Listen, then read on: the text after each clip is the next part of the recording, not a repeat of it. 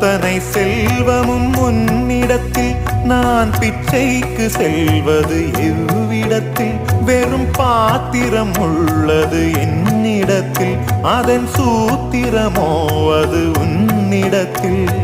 ஒரு முறையா இருமுறையா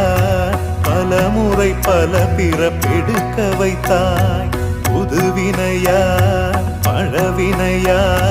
கணம் கணம் தினம் என்னை துடிக்க வைத்தாய் பொருளுக்கு அலைந்திடும் பொருளற்ற வாழ்க்கையும் துரத்துதே